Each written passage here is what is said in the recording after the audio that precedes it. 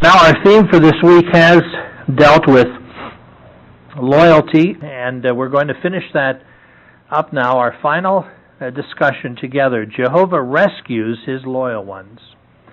So we've talked about loyalty quite a bit. We did that Friday night rather. And we talked about how our loyalty means we have loving attachment to Jehovah, and we refuse to let go of that, come what may, even through many, many tests. And so Friday night we talked about 5 real dramatic tests. And you remember we talked about discipline, or maybe a test of persecution, or something that would touch our flesh and blood, or a battle with depression, or a test within Jehovah's household. Very dramatic tests.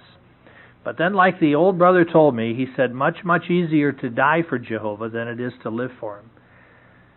If we're in a concentration camp, facing a firing squad, hospital table, facing blood transfusion, we take our stand, and it may all be over with in a few seconds, a few moments, and then we wake up in the paradise.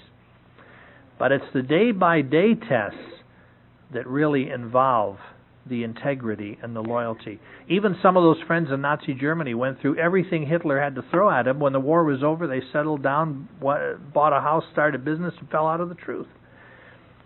So today we've selected 5 tests that are very subtle. Sometimes we don't even know we're being tested when it's going on. But these are really the 5 big tests. And to kind of put it all together in perspective, to kind of tie the pieces together, we're going to use something from history that I think we all remember reading about. And we'll use that as a little vehicle to tie it all together. So we're going to go back and we're going to start this discussion, Jehovah rescues his loyal ones, with something that happened on April 15th, 1912. April 15th, 1912, the 81st anniversary of this will be this coming Thursday. It is a day that truly lives in infamy in the history of the world, because a very, very sad thing happened on that day. There was a ship that set sail from Southampton, England, and it was headed on its maiden voyage to the harbor here in New York. Now that ship at the time when it set sail was the largest ship ever built by man, the largest ship afloat on this planet. It had an all-steel hull, it was fireproof, and it was viewed as unsinkable. In fact, the captain of the ship even bragged that God couldn't sink this ship. And yet, on its maiden voyage, now it had never crossed the ocean, on its first voyage from Southampton to New York, on April 15th, 1912, something happened. Tell me the name of the ship and what happened to it. Brother Lavasio? And don't tell me, Rocco, that you were here waiting at the pier for that ship. The name of the ship was the Titanic. The Titanic. Yeah, I was 2 years old then. Very good, Rocco. And what happened to it, Brother Rosenberg? It struck a massive iceberg. And it sank. Now, what a devastating, devastating thing that was. That ship hit an iceberg, and it hit the iceberg off the coast of Nova Scotia, off the continental shelf. And so it went down in 15,000 feet of water. If it had sunk on the continental shelf, it would be much different. But it sank off that 15,000 feet, over 3 miles down. And so it truly is unsalvageable. Man had dreams, there were movies, and there's been books written about raising the Titanic. But it is so far down that they know now it is impossible to raise that ship. Now, a few years ago, National Geographic commissioned a mini-sub with a robot camera to go down, and it did get some fascinating pictures, and even with a robot arm was able to pick up a couple of artifacts. But they realize now that it's not coming up. It's just impossible to raise it. Well, of course, the sad thing is everyone and everything that was on it. You know, in those days, if you were a wealthy person, what you did was sailed on the maiden sailing of a ship. That's what you hear about the lifestyles of the rich and famous. Well, back in those days, if you were rich and famous, you were on the maiden sailing of a ship. And so some of the wealthiest, most famous people in the world were on that ship and died on that ship. People well known to New Yorkers like Isidor Straus, John Jacob Astor, these were men of fame, and they went down with it. And so much wealth on the ship. In fact, the New York Times estimated in 1912 that just the women's jewelry that they brought on the ship in 1912 was worth $10 million. Not to mention everything else. You see why man wants to raise the Titanic. They're not fascinated with, let's see what the hull looks like. No, there's another reason that they want to raise the Titanic. Of course, the truly sad thing, forget the $10 million in jewelry, the truly sad thing is 1,601 persons died. Today, when a plane crashes and there's 100, 200 deaths, that's a terrible, terrible thing. Or a tornado or something like that. But 1,601 persons went down with the ship. Now, thankfully, there were 745 persons saved. All 745 who were saved, including some who were Jehovah's Witnesses on that ship, and we had a wonderful article in the Awake on that. But nevertheless, all 745 got off the ship. They got into lifeboats, and then over the course of the next 24 hours, they were eventually picked up by rescue ships that came to the scene, the first one being the Carpathia. Now, that's our story. That's a true story in history. Now, what do we learn from that? And that's what we're going to consider. First of all, let's see what all of that pictures. Who can tell me what the Titanic pictures? Brother Daggett. Nice and loud. I tell you, we're going to skip the mics to save time. This old system, which interestingly enough hit its iceberg 2 years later. Just 2 years later, in 1914. What was the iceberg? What was the immovable object that this old system collided head-on with? Who can tell us? Sister Flynn? Well, that was a part of a manifestation, but what was the iceberg, Brother Lemon? The Messianic kingdom. The Messianic kingdom was the immovable object. When this old system hit the time that the Messianic kingdom went into operation, the kingdom didn't sink, but that's when this system began to. Now, at one time, we didn't have as full an understanding of the Bible as we do now, and there was a time many, many years ago prior to that the brothers felt that when the collision occurred, it'd all be over with like that, and they'd go to heaven, and that'd be the end. But then through Bible study we saw, no, that wouldn't be when the end would occur. That's when the ship begins sinking. Then we begin the last days leading to the Great Tribulation. Even the Titanic itself didn't sink instantly. It took many, many hours before that thing went down. And that's the period we're in right now, friends. We're in the period where this ship is going down, and when the Great Tribulation occurs, and it culminates in Armageddon, I should say, why then this ship is going to go beneath the water, and symbolically speaking, this old system of things is going to go down 15,000 feet, because it will never, ever, thank Jehovah, ever bob to the surface again, and nothing about it ever will. Now, we don't want to be among those that are going to go down with it. Now, the 745, who do they represent? They represent those who are in a dedicated, baptized relationship with Jehovah because they got into the lifeboats. Now, just because those persons got into the lifeboats didn't mean they were rescued yet. They were rescued when the rescue ships came and picked them up. But the only way that they could be rescued was to be in the lifeboats. So for Jehovah's people, when we come into the truth, that means that right now we're not rescued yet, but we're in the lifeboat arrangement.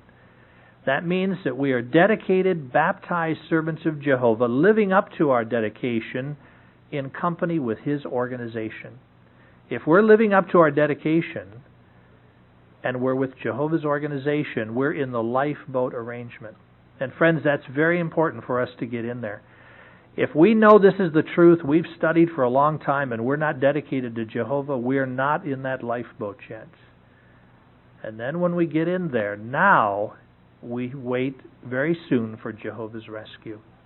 But now, when those persons got in the lifeboats, it wasn't all over yet. Now they faced tests, and here are the 5 tests. The first one, now none of these are dramatic, but these are the big ones. These are the ones that will make or break us, not the ones we talked about Friday night. The first test is the test of time. The test of time. Well, now that's something, isn't it? That's not very dramatic at all. Sometimes we don't even know it's happening. But do you know the test of time has taken many persons out of the truth? Because let's face it, friends, when you stop and think about it, just like it was many, many hours before those persons were picked up by the Carpathia and other ships, hasn't time rolled on to the point that none of us probably in this room ever would have dreamt it would be 1993 and we're still on this side of the Great Tribulation? Now, we won't have a show of hands, but just think to yourself, would you agree with me that none of us, especially those of us who have been in the truth a long time, had any idea it would be 1993? Well, I'll be the only one. I'll put my hand up. I had no idea. And my papa is 86 years old. When he was born as a baby, he went to the meetings, never dreaming that he'd become an old man in the truth. So time has gone on, hasn't it? And I remember growing up, for instance, and I was in school, and I read a book about the world, the way the world would be in the future. It was a futuristic book by George Orwell, and it was about a world to come, way off in the future. And I read that book, and I thought, wow, I will never see that. We'll be in the new world. The book was entitled 1984 by George Orwell. Then some years later, in fact, 25 years ago exactly, 25 years ago, I went to the movie theater, and I saw a movie by Stanley Kubrick. What a movie! And it was about building a space station, and all that. I thought, wow, look at that. Well, we'll never see that. Well, they're designing it right now. Anyway, the movie was 2001, A Space Odyssey. That's only 8 years from now. This thing has gone on a long time. And that's why Habakkuk 2:3 is a vital scripture in helping us to pass the test of time. Because sad to say, some of God's people, when the end didn't come in the 70s or at other periods of time, that's it. They're gone. They don't stick with it. They're in the truth a few years, then they're gone. They're history. And they don't prove loyal. Habakkuk chapter 2. Now Habakkuk's easy to find. It's right after Nahum and right before Zephaniah. Okay. Anyway, Habakkuk 2:3. Now this is the scripture. Now, if you're like me, I cheat, and if you're in the 84 edition of the New World Translation, it's page 1191. So, anyhow, this is the scripture that appears to contradict itself. We've had this in the Watchtower, though. This scripture helps us to pass the test of time. It says, "For the vision is yet for the appointed time." Now, that's a key phrase. We'll come back to that in a second. "And it keeps panting unto the end, and it will not tell a lie. Even if it should delay, keep an expectation of it, for it will without fail come true. It will not be late." Now, do you notice the apparent contradiction in the last part of that verse? It says, even if it should delay, it will not be late. That's like going out to LaGuardia this afternoon. They announce all flights are delayed, but they're right on time. What? Who can help us on that? We've had that in the Watchtower. It's not a contradiction. It just appears to be. What is the thing that helps us? Brother LaRue? But it's not late according to Jehovah's timetable. Only from the human viewpoint it may appear to delay. But it's not late. It's right on Jehovah's time. And that's important for us to remember because, friends, do you notice the first sentence there? For the vision is yet for the appointed time. Sometimes friends say, well, I venture to say it's going to be years and years and years before the end comes because look at all the people coming into the truth. Why, do you know Brooklyn Center now has got so many Bible students and studies going on? It's a joy to behold. Jehovah's blessing your congregation with so much interest in students. And then the friends say, well, look at Eastern Europe and China and all this, so the end must be a long ways off for all these people to study and keep coming into the truth. Well, don't be deceived by that, friends, because the end isn't going to come when there are no more people willing to study. I mean, think of the babies that are born every day on this planet. There will always be persons who are willing to study and learn the truth. I mean, if the criteria is if anyone's willing to study, the end won't come. This thing will go on ad infinitum. The end will never come. Jehovah is the great timekeeper of this universe, and it says the vision is for the appointed time.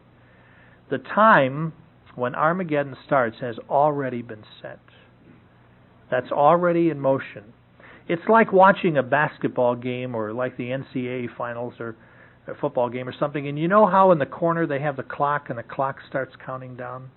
That's exactly the way it is. This time is all set. That clock is winding down. That's why if we know this is the truth, we can't fool around with it. It's just that we can't see the clock on our screen. It's winding down. And even if it should be a little longer, even if Jehovah were to let us know, oh no, it's going to be a little while yet, what's the best way to make the time fly? What's the best way, even if it should be a little longer? Sister Williams? That would be continuing the Holy Ghost and wait on Jehovah. Okay. So the point is, stay busy. The busier we are in the truth, the quicker that time flies. And that's why it says, keep an expectation of it. So friends, let's never fail the test of time. That's a very, very important test. Stay busy in the truth, because this time is winding down. And even if it's a little longer than we figured, we don't quit or throw in the towel. Well, let's take the second test. The second test is the test of materialism. Materialism sounds dramatic, but it is so subtle that rarely will anyone admit they have a problem with this. Do you know, for 21 years I've been a circuit overseer. I've made a zillion shepherding calls on persons that are having problems. I've sat down, we've kind of talked about some things, got some scriptures out, and it is one of the hardest things in the world to ever get somebody to admit that they're materialistic. I've had persons more readily admit they had a drinking problem than materialism, because somehow everyone will explain how, well, really, we aren't really materialistic. That shows how subtle a test materialism is. And it doesn't just affect wealthy people. So now think about those in the lifeboat. They had to pass the test of time. They could not give up or lose heart, because it was many hours into the night and into the next day before they were picked up. So they had to pass the test of time. But now the second test of materialism, suppose we're in the lifeboat, we look back at the Titanic, and we think about all the things that were on the Titanic. I mean, can you imagine all the things on the Titanic in the way of material enjoyment versus what's in a lifeboat? I mean, what a difference. Now, Karen and I have never taken a cruise. Maybe some of you have been on a cruise ship, but the Titanic was the biggest cruise ship. I mean, there were clubs, shops, boutiques, theaters, you name it. On cruises, the friends that have taken them tell me you can't do everything in a week. I mean, there's so much to do. That's the way the world is. There's all of this attraction and materialism and things to occupy ourselves and money to be made and money to be spent. See, in the Bible, there were some who failed this test. And this is a big test today. That's why those brothers in Germany, they went through terrible torture. Then the test of materialism got some of them. And even as a circuit overseer, I have been on shepherding calls where brothers were kicked out of school over the truth. They went to prison. And now materialism has them. They don't even come to meetings. But you remember in the Bible, 2 Timothy 4 verse 10, Demas? 2 Timothy 4 verse 10. Demas left the truth, and there's no indication that he became apostate. In fact, today, wouldn't you agree with me, friends, that most people that leave the truth, most of them don't become apostate. They just quit. It's just that the world gets them. And they used to be in the world, and they go back to the world. 2 Timothy 4:10 says, "For Demas has forsaken me." Why? Because he loved the Titanic, the present system of things. And he's gone back to the towns where probably his old buddies were. So let's not worry about that, because see, sometimes thinking back to the Titanic, what if you're in the lifeboat and you combine those, the test of time and materialism, you get to thinking, that ship doesn't look any lower in the water than it did 2 hours ago. Maybe the thing isn't going to sink after all. Maybe the system isn't going to go down. And then here we are in this lifeboat, and when we could be enjoying all the things that were on the ship. In the truth, many times things are more restrictive. There is a lot of entertainment that we can't do. In a lifeboat, maybe you do have a checkerboard, I don't know. But the point is, in the truth, yes, our choices of entertainment, material things, is more restricted, but it's because we're in a serious situation. Now, do you remember I mentioned the women's jewelry in 1912 worth $10 million? Do you have any idea what that jewelry is worth today? Do you have any idea? You know what it's worth? Nothing. Nothing. It's in 15,000 feet of water. You guys aren't listening here. Now, how many of you, no show of hands, how many of you were saying, oh, wait a second, 10 million, 1912, okay, so you multiply by 7, 30, 40%, move the decimal. No, we can't think that. If somebody's in 3 miles of water, what's it worth? Nothing. So, friends, there is nothing in this world, and young ones, always remember that. There is nothing in this rotten system. I don't care how big a job it is. There is nothing worth us losing out in the truth. One last point. Some say, well, Brother Ciranko, I don't want to actually go back in the world, but I mean, can't we do some things, that others do? I mean, can't we just sort of paddle the lifeboat over next to the ship so we can hear the orchestra or something, get a little bit of the beat? Would that be okay? And I don't want to go on the ship. I just want to, hear the music a little bit. Is it okay? Get over close to the world and just sort of listen to the music a little bit? Brother Gig? When that ship goes down, it actually pulls everything around with it. It's like a big vacuum. Yes. So when the Titanic went down, when those people were put in those lifeboats, they were told, you row and get as far away from this ship as you can. Your safety, don't think we're safe if we're near the ship and that's how they'll find us. Because pretty soon this ship won't be here. You get as far away as you can and the whirlpool will not suck you in and they'll find you. And they did. The farther we get from this system, Jehovah will rescue us. Test number 3. There's something else on that ship that is a tremendous test on persons, but it's not the materialism and the entertainment. Can you think who else is on the ship that can exert a tremendous pull towards the ones who are in the lifeboats? Sister Harrison? Family and former friends who are in the world. You see, we all have relatives who don't want to serve Jehovah. We have former associates we go to school, work with. They exert a tremendous pull on persons.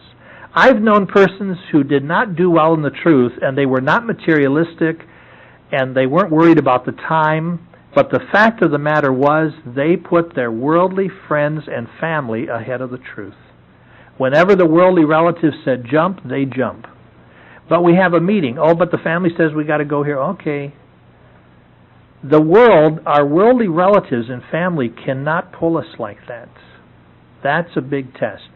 Now, this isn't Dick Ciranko's opinion. This is Jesus Christ's opinion. Let's go to Mark 10, 29 and 30, because he said that some of the family is going to go down with a ship.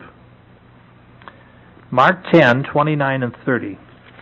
Now, by the way, we don't cut ourselves off from our relatives whereby we don't even speak to them or something like that. It's not a case of that, but the point is, our family here in this congregation must be our family, not our worldly relatives. And so Jesus said, notice the comparison, verses 29 and 30, he said, truly I say to you, men, no one has left house or brothers or sisters or mother or father or children or fields for my sake and for the sake of the good news, but now look what you get, who will not get 100-fold. Well, Brooklyn Center congregation has 109, so you get 100 and a bonus, 9 bonus points. Well, then you go to the assembly and you're going to have about another 1,500, and then it comes out to about 4.5 million. Now, in this period of time, houses, brothers, sisters, mothers, children, fields with persecutions, and in the coming system of things, everlasting life. Friends, don't ever let the pull of our worldly family and friends pull us from what we need to be doing. This is a big, big test. It's not dramatic. We may not even think it's a test, but it's a big one. And we're not the first to go through that. You remember when our dear brothers in Malawi had to flee Malawi with the persecution? Now, they had about 24 hours notice to get out of Malawi. They had to go to Mozambique and other lands. Don't you think those witnesses all had relatives in Malawi? They had houses. They had jobs. What do you think it was like for 30,000 witnesses in Malawi that night to go and tell their family, hey, we're leaving? We are going to Mozambique and we're getting out of here tonight. The whole congregation is leaving. You're what? You can't, what do you mean you're leaving? You got a job, you can't leave your aunt and uncle and your grandmother and your family. Oh yes, we are. See? And I'll tell you something, friends, if anything like that ever happened again, and the word is we got to get out of here, if the congregation leaves and you stay behind, will be the saddest day of your life. That's why we need to be close, widen out, be close to our brothers right now. This is our family, not anyone else. Test number 4 is the test of work. These last two will do much quicker here. The test of work. Because on a cruise ship, there's no work. In this old system of things, there isn't any work, meaningful work. In Christendom, there's no work. But when a person gets in the lifeboat, there's work. Cruise ship is fun and games. In a lifeboat, everybody's got to work. You got to paddle, you got to bail water, you got to reach out and see if there's people calling out for help. Here, let's help you into the lifeboat. Isn't that what the field service is? So we have our meetings, we have our field service. That's the work involved in the truth. Friends, don't miss your meetings here at Brooklyn Center. This is part of our godly assignment, is for us to be at the meetings. This is a godly work assignment from Jehovah. Do not forsake the gathering together. And support your congregation. When your lifeboat is assigned to meet, that's when you're here. And then the field ministry, we can strengthen that and reinvigorate it now during spring and summer. Because if somebody were in the lifeboat, but they don't want to help do any of the work, that wouldn't be right, would it? We don't say, boy, I'm glad I'm in the lifeboat. Well, there's work to do. And some are not happy in the truth, and they haven't done well because they never got involved in the work. And look at James 1:25 with me. The reason Jehovah wants His people to be workers this isn't like the army, let's make work. No. In the army, dig a hole, then fill it up. Okay, well then everybody's working all day, didn't do anything. James 1:25, the reason Jehovah knows it's good for us to work is because we will be, look, verse 25. But he who peers into the perfect law that belongs to freedom and who persists in it, this man, because he's become not a forgetful hearer, but a doer of the work, will be happy in his doing it. So Jehovah knows if we are a worker, we'll be happy in the truth. That's a test some have not always passed. They weren't materialistic, they weren't worried about time, their relatives, but they didn't like to work. So it's a big test of loyalty. And the 5th test, the last one, keep loving everybody that's assigned to our lifeboat. What a blessed congregation you have. This is a loving, warm, gentle congregation in Brooklyn Center. But remember, we're not perfect. Sometimes, like we talked about the other night, we can hurt each other and we get on each other's nerves and so forth. But don't ever fail to love all the ones assigned in our lifeboat. Now sometimes, friends, they get so upset about this one and that one, they're just always flipping from congregation to congregation because they can't get along with this one, they can't get along with that one. No, you don't do that in the truth. You don't jump around from congregation to congregation. You get in your congregation, you stay put unless Jehovah assigns us to a different lifeboat. Some say, well, no, I think I'd be happier. I don't want to be in Brooklyn Center. I want to be in Prospect, or I want to be in Times Plaza or something. So I'm just going to jump out of this lifeboat and swim over to another lifeboat. You think that's good to do? No, these are shark-infested waters. Don't be doing that. Jumping all over the place, sometimes we can get ourselves in trouble. Now, it's true, there are no sharks in the North Atlantic, but they are in this talk. So anyhow, let's go now to Micah 6:8. See, no illustration works perfectly, friends. Let's go to Micah 6, verse 8, which is, since this is my last talk to you, I get to use my favorite scripture. And this is my favorite scripture. And then at the end, we're going to sing my favorite song. Okay, Micah 6, verse 8. This is a good one to remember about our lifeboat, because Jehovah's organization isn't perfect. this scripture doesn't add up to perfection, but three things are mentioned here, and you'll find it only in Jehovah's household. It says, He's told you, O earthling man, what is good, and what is Jehovah asking back from you but to exercise justice, love kindness, and be modest in walking with your God. So just be fair to each other, be kind, be humble. And that doesn't add up to perfection, but it does add up to the brotherhood, and we're the only folks on earth that have it. So treasure always your lifeboats here at Brooklyn Center. Friends, don't you think these 5 tests are really bigger than the ones Friday night? These are the big ones. These are the ones that are going to make it or break it, and we want to make it loyally.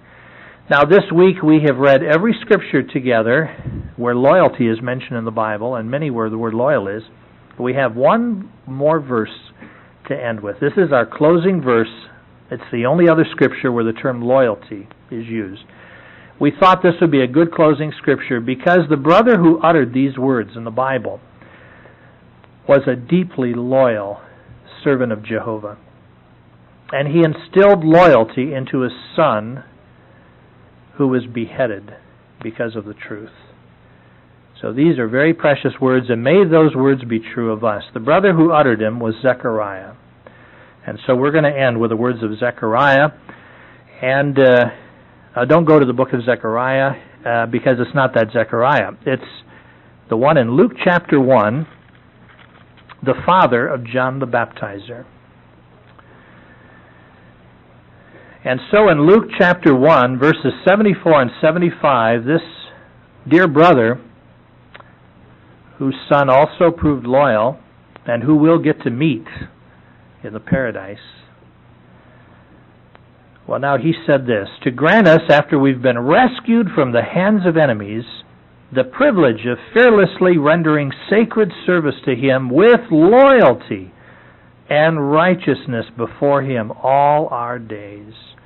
So friends, let's remember those words. Yes, Jehovah will rescue us, and He'll do that if we're loyal to Him all our days. Now we're going to conclude with a very beautiful song which really says what it's all about. Song 222, and that's entitled, Keep Your Eyes on the Prize, and then closing prayer.